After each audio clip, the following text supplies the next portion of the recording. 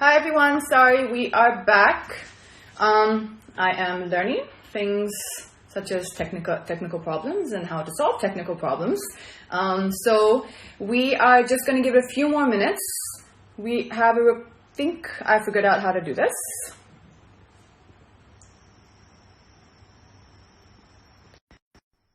I think we have it.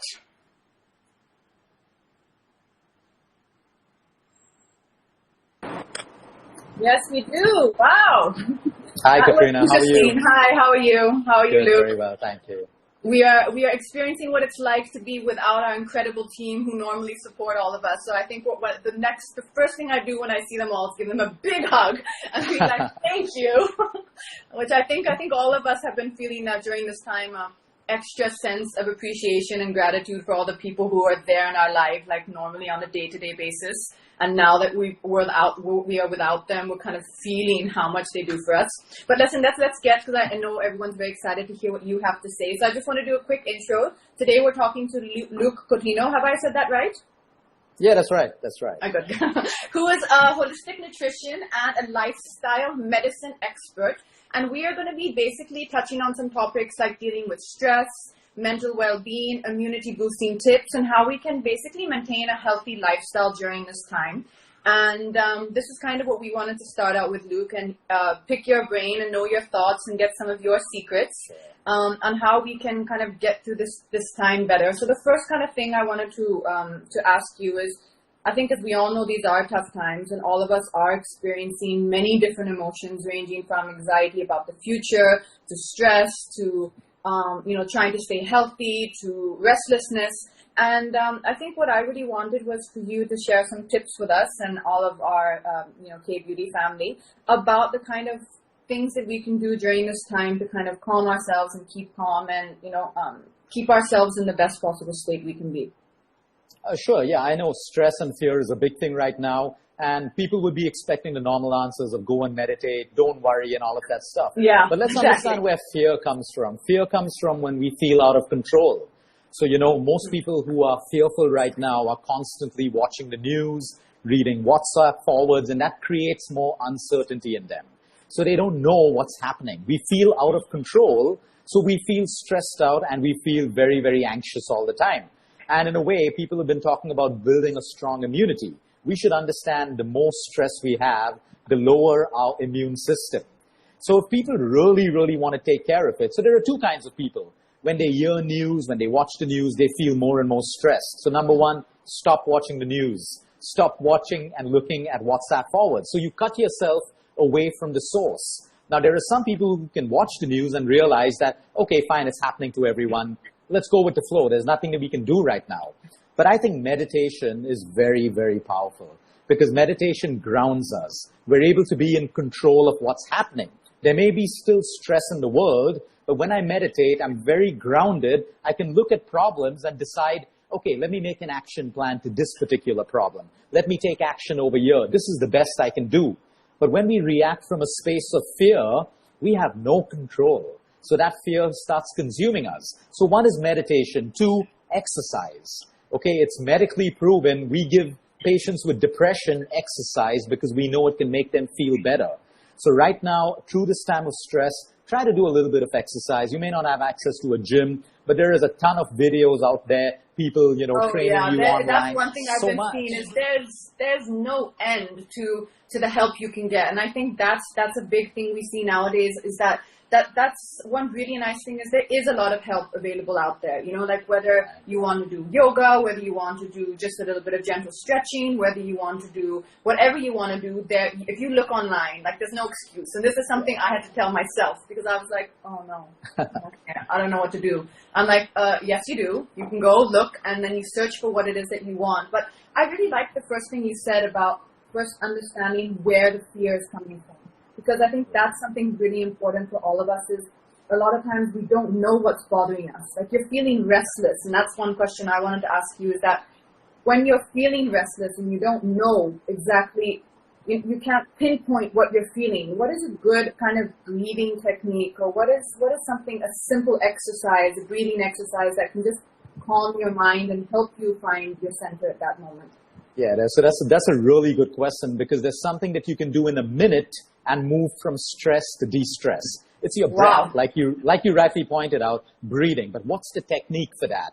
For most people, they would do an anilom vilom that brings harmony and breath and you feel calm. Okay. But there's a quicker way than that. And what we do is, so I'll give you an example. If your inhale is about 4 seconds or 5 seconds, okay, I don't want to put a fixed number because then people try to do that fixed number. Yeah, it's okay if it's 4 seconds for you, it's 5 seconds for you. So let's say I do an inhale of 5 seconds. I want to give a hold. I want to hold my breath for about 6 to 7 to 8 seconds, okay? A little more than my inhale. And then I want to have an exhale, which is longer than my inhale. So let's say I did a 4-second inhale. I did an 8-second hold. My exhale may be 12 seconds. And I just tried it. I tried it as you're talking. 4 to 6 breaths into you, you will feel calmer. Your problems may still be there, but you feel calmer. Your heart rate comes down. Your BP can come down. Your blood sugar levels can come down by this one simple practice. So people need to learn to breathe the right way. That's why pranayama at this point is like magic. If you're in control of your breath, stress will not impact you. It exists, but it will not impact you where you get anxious, high blood pressure, anxiety, and all of that stuff. So I like what you said, Katrina. I like what you said about there's a ton of videos, but you feel sometimes you shouldn't do it, but then you say, no, I'm going to get into it. That's discipline. And a lot of people lack discipline. Like we pointed out, there's a ton of videos out there, but are you going to use it? That requires discipline. And people should use a little bit of discipline to make it work.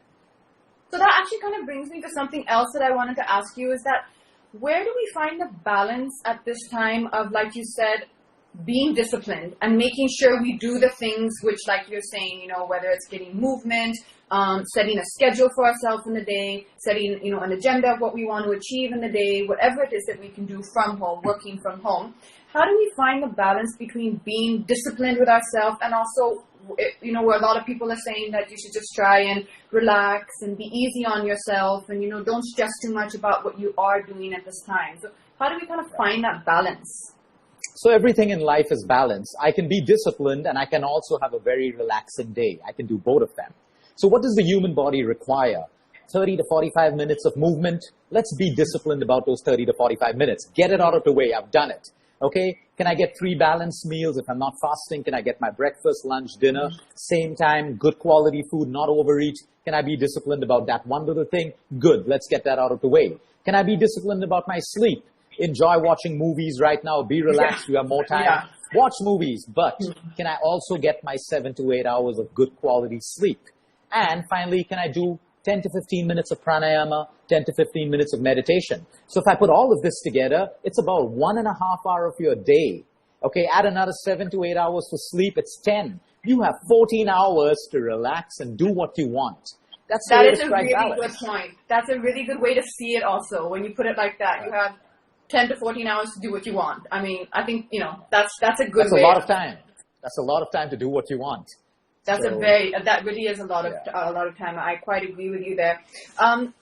You know, when you mentioned something just now about food, you know, what often has been coming in my mind, and I think has been coming in all of our minds, is how lucky that we are during this time when there are so many people who are struggling for food and the basic necessities, who are basic people who are homeless, the daily wage workers. And when I kind of think about that, you almost kind of carry that burden with you, because, you know, there's so much suffering around us at this time as well. And I know that there are a lot of people who feel the suffering and who are seeing the people who are also affected by Corona. And I think that also kind of starts creating an element of stress inside you. So one thing I found that really helped me during this time and that I've noticed is really practicing gratitude.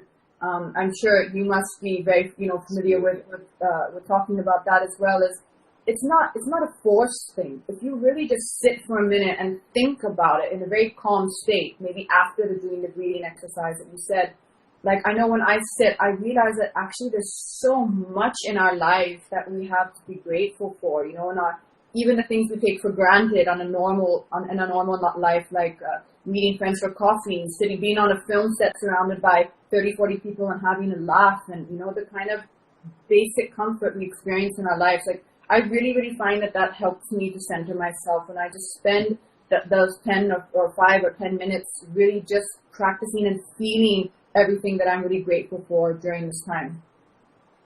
So, Katrina, what you mentioned is a very powerful drug. It's inexpensive. It's free. It is such a powerful drug. And because it's free, probably people don't use it as much as they should use it.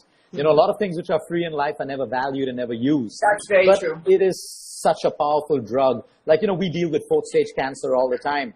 The one thing that I put into everyone's life is first, be grateful for what you have. You may have a deadly disease, but when you focus your attention from what is wrong in your life into what is going well, it shifts the biology of your body. It literally changes your hormones, your immune system, and everything. So like you said, to bring peace, right now, everyone is going through the same problem. Be it a billionaire, an actor, an actress, a doctor, whoever it is. We're all going through the same problem of lockdown. Businesses affected, everything. So how do we make the most out of this? Okay, by practicing gratitude. If we look and focus on the things that are going well for us, we're at least getting bare essential food. We're at least at home safe without the virus. Okay, we may lose.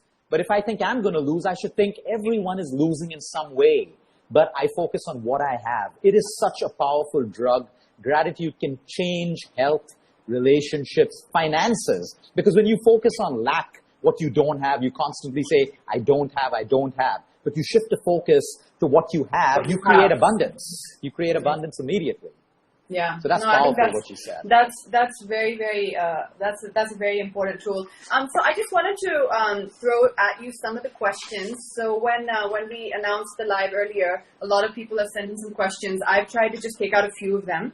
And I found them very, very helpful and just kind of, you know, questions that I think a lot of people are asking. Some are quite simple, but I think they're really good for all of us to know. So the first one is from Farzana, and she's asking, how can we boost our immunity? I think you did just give us one way, which, you know, people often think you're going to say, take something or do something or have lemon shots or have, you know, vitamin C, although I'm sure you can get to that. I think what a lot of us don't realize is that things like breathing and meditation actually affect our health and our body. It's not just a mental thing, and it all goes together. So, you know, keeping your nervous system calm and keeping yourself in a state of balance, that's actually one of the best things you can do for your immune system. But I think what we just wanted to know is any other tips you might have.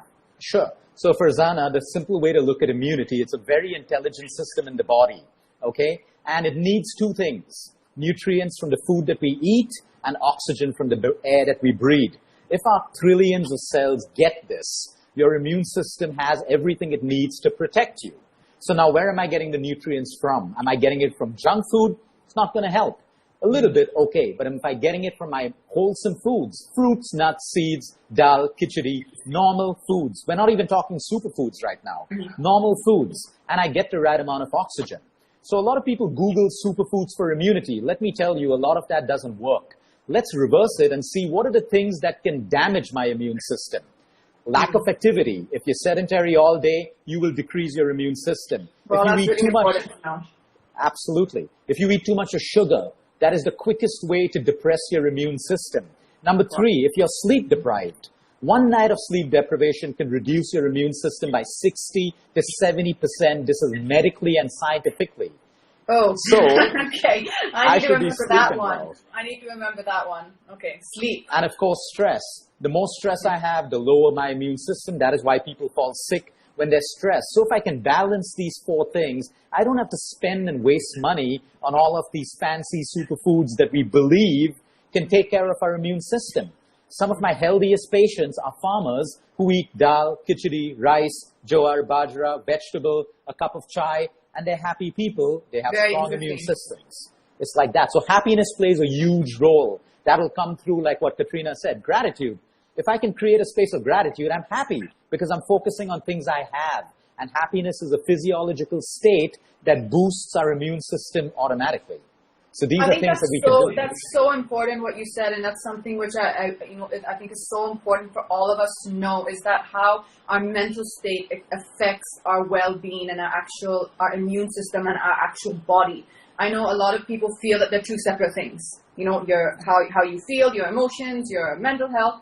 and your body. You know, how fit you are, whether you go to the gym or, you know, you don't get sick often. A lot of people don't understand the correlation, and that's something which I think is really important that you're sharing with us. The next question I wanted to ask you is from, I hope I get this right, Kishika Sharma, and it says, what kind of lifestyle changes should we do to maintain a healthy lifestyle during this quarantine? Okay, that's a great question because lifestyle is the most powerful drug. If we have the right lifestyle, our body looks after us. If we have the wrong one, we get into disease and discomfort. So the first lifestyle revolves around food. A lot of people will say, what's the best diet? You don't need a diet. You need to eat food that suits your body, that's wholesome, that's given to us by nature. So if you look at a balanced Indian diet, we have fruits, we have vegetables, we have nuts, we have a grain, we have a lentil, we have a lean protein, depending if we're vegetarian or non-vegetarian. That is good enough for you. Now, how are you going to eat that? Are you going to overeat it? Big problem. Are you going to eat it too quickly, too fast without chewing? Big problem. Some people eat the healthiest food, but they eat it the wrong way. And they need to learn to eat food better rather than changing their diet. So the lifestyle change you can make around food is quality food, the right portion, eat it with love, eat it with gratitude, and eat it at the same time every day. Don't change your eating timings. If you're eating breakfast at 9, eat it at 9. If lunch is at 2, eat it at 2. If dinner's at 7, eat it at 7, because your body has a memory, and that works with a clock. So that's the first lifestyle change towards food. With exercise, any movement is good for you. If you don't like working out, dance. Even a 30-minute dance is great exercise for you. So I movement do that sometimes. I dance in my mind when I'm doing my stretching because, you know. Beautiful. Yeah, that's activity and that's exercise. You can make it fun. Make it fun. Lifestyle should be fun. If it's not fun, you won't feel like doing it. When it's a lifestyle towards sleep, like I said, usually I'm in bed at 9 o'clock on a work day. These days I sleep at midnight because I'm watching Netflix. But I'm not compromising my sleep. I still make sure I sleep 7 to 8 hours and I wake up feeling rested. So it's a balance. I want to be happy. I don't want to be deprived, but I will still take care of my lifestyle. And then you're I like that stress. 9 o'clock bedtime. I think that's going to be one of my new goals. 9 o'clock bedtime. I want that to be. I want that to happen one day in my life. Okay, so I'm going to jump to the next question here from Ayla Khan. What could be an ideal morning routine, and also what is your morning routine? Okay, so morning routine is so important, if I may add, spiritual, because I'll tell you why. When I say spiritual, I don't mean religion. Spirituality for someone could just be kindness. You're kind, that's your spirituality. You're compassionate, that's your spirituality. So I think a morning routine, because if you start your day the wrong way, your entire day continues to be that. If you start your day with anger, you're going to be making angry decisions throughout the day. So in the morning when you wake up, have a ritual, calm, center yourself. Do your yoga, do your pranayama. If you don't do that, do your prayer. Go for a walk. Finish all the things like Katrina has labeled as self-care. First, look after you. Nourish you so that you can go out into the day and face everything that comes. So my routine's simple. I wake up, there's yoga, meditation, pranayama, prayer, and then I get into my day. It's a simple routine, gets over in an hour, and then I'm able to get into my day empowered to handle what life is going to do. So I have a question from me for you here, which I'm going to squeeze in. How do you resist that temptation of first looking at your phone before starting this routine? Because what happens for me is I also have a routine which I try and follow every morning, but the mornings where I go to my phone first, it pulls me in. All the messages, you know, whether it's your friends or your work or whatever it is, all those messages, it pulls me in. And then when you go for your routine, whether it's, you know, like you said, your yoga or your meditation, your mind is still over here. And the days that I manage to not look at my phone and first do my meditation or my yoga or my practice first, those days are really, really good days. So how do you resist that temptation? I'm glad you asked this question. It's a brilliant question. And it's very simple. So 1 hour before bedtime, I switch off my phone completely. And I will not switch it on until I finish my ritual. Because like you, the moment I look at WhatsApp, I make that mistake. I have 400 patients messaging me. I'll answer one and then my mind is caught into a spiral. I'm not centered anymore. So the moment we switch on our phones, we're connected outward to the world. But when the phone is off, we're connected inward. So I would keep it off, and no matter what, I will not switch on my phone until the ritual is over. Because once you put that phone on, we're literally out of control. You know? Great. That's important to remember. Okay, so one question here which I thought was very interesting from Tanya, and she's saying a lot of us have been following the fad of intermittent fasting, intermittent dieting. I know also there are quite a lot of people I know who do that. And what are your thoughts on it? So number one, intermittent fasting is not a fad. It is absolutely a scientific way of eating. It is the way human beings are meant to eat.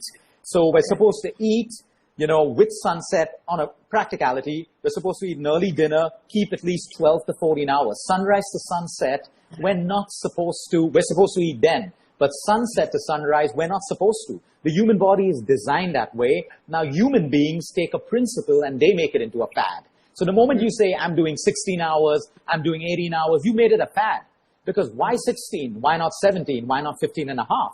You need to fast according to what your body tells you. So some people get the best results in 12 hours. Some people get it in 14 hours. It's different for everyone every day. So if you put yourself into a box and given it a number, you've made it a fad. But the system of fasting is by far one of the most powerful mechanisms for human health. Skin, hair, cancer, diabetes, you name it. It's your body healing you while you're not eating. That's really interesting because this is actually a discussion I have with my friends a lot. That whether this is a good thing or not. Like some people I know they do 14 hours. Some people do 12. Some people do 16. But I think what you said is very important to feel what feels right for you. Yes, and to keep that in mind. I'm just going to jump to the next question because I know that we only have a little bit of time left. From Shushmita, she's asking what type of foods can help boost our immune system. Now, this is also an interesting question, which I just also want to add something here, because a lot of people sometimes don't know what their allergies are. So you can think you're eating something healthy, but you may be allergic to it. So during this time where we are kind of, confined to home, it's also a little bit restricted what all, you can get, what's available right now. Maybe just some simple suggestions of healthy foods we can incorporate into our diet. Okay, so we can break that down. I'll give everyone a simple recipe right now. If you have ginger at home, you have garlic at home, you have a little bit of cinnamon. I'm writing this down. Which most people have. So you need cinnamon, garlic, and ginger. I take a 1-inch piece of ginger. I take 2 cloves of garlic. I mash it together. I boil it in water with just like 1/4 teaspoon of cinnamon powder. That's dalchini. Okay? I boil that for about 5 minutes. I make like a tea. And then I pour it into a mug and I sprinkle a little bit of fresh lemon. Usually, most people will not be allergic to this. But if you are, just don't have it. It's as simple as that. Yeah. Try to consume this once or twice a day.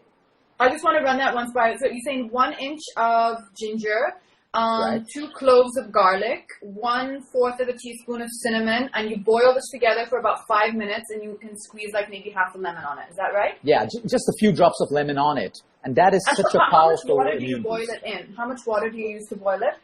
Yeah, you can use like 3 cups and reduce it to 2. Okay, because while boiling, you lose some water, so you have 2 cups which are made for the day, and you can have that. Now, the other Indian foods are simple. Khichdi is a superfood.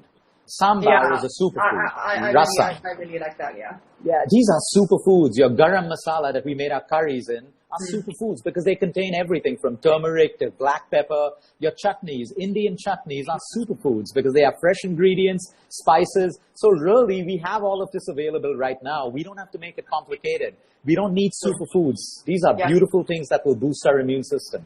So basically, keep it simple and don't overcomplicate it. Okay, I'm just going to jump in one last question here from Pooja, who's asked, how do we cope with working from home at this time? Okay, so I think it's very simple. The word would be discipline. The same way you would work out of office is the same way you will work out of home. Make timings, make a calendar. So if you need to work 7 hours, select your workplace at home. Make sure that those 7 hours with your breaks are going to be the 7 hours that you do it. Because if you don't have a timetable, you don't have a guide, and then we start to get very liberal with our time. Everything has to be planned in life. Everything. So if I follow a timetable like between 9 and 12, I'm going to see my patients. Between 12 and 1 is family time, lunchtime. 2 and 3, I may do a couple of talks.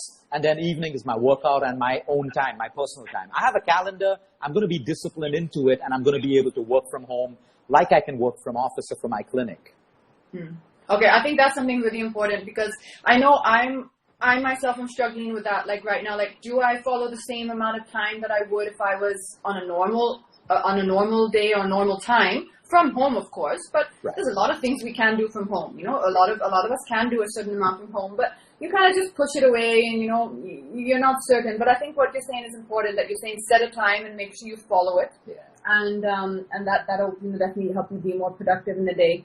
I think that's kind of where what we have time for today. But I know a lot of my friends, when they read that I was coming on live with you, they had a lot of questions that they wanted to throw at you. I think a lot of people really appreciate your advice and all the tips you give. So I just want to say to all of the K-Beauty family, first of all, a big thank you for being here with us. We really appreciate it, and your advice. You've given us some excellent tips. Thank you. Also, just to all of our followers and to everyone who's watching, you can follow Luke on Facebook and on Instagram. I follow him on Instagram, and you can get some amazing health and lifestyle advice. And I know during this time you've been posting a little bit more and giving more tips, because I think everyone at this time is just searching for information that could help them. Right. So thank you so much for being with us, and thank you so much everyone who's joined us and watching. We hope that it was helpful and informative to you. And just one last shout out I'd like to do. I think we're all feeling this right now, but just a really big big heartfelt thanks to all of the frontline workers, the doctors, the nurses, the police force who are out there every day keeping us safe, protecting us, and who are putting their lives on the line and facing their fears and anxieties by going to work every day and treating the patients and the people who are affected by COVID-19. So I think we all feel that way. Any signing off, Luke, you'd like to do? No, I just want to thank you for bringing up that point on gratitude. There's a lot that we can take away from you, but we always forget gratitude. And by far, what you mentioned is such a powerful drug. So I need to thank you for bringing that up again and adding a lot of structure to everything. And, I think it's been great. And I'm glad that you're using this to actually educate people. I think people are hungry for content. And I think when, people drive it the way you are, people are going to follow it and people are going to do it. And we need more action at this point. So thank you very much for that. I appreciate it. Thank you. Thank you, Luke. And it was wonderful having you with us. Bye, everyone. Thanks. And bye, everyone. Thanks for joining. Lots of love to you all. Bye.